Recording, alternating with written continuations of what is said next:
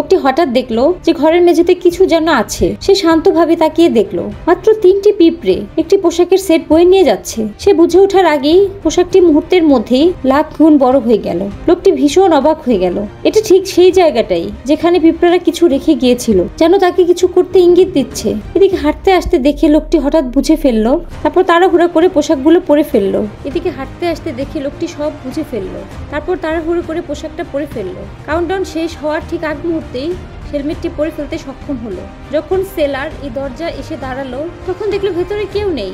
অতি আত্মবিশ্বাসে সে ভেতরে তাকালো, কিন্তু কিছুই বুঝতে পারলো না। লোকটি এখন পিঁপড়ে হয়ে গেছে, সেটি তার পায়ের কাছে ছিল। ঠিক তখনই একটি স্যান্ডেল দরজা দিয়ে বেরিয়ে এলো। লোকটি সিঁড়ি বেয়ে নিচে লাফ দিয়ে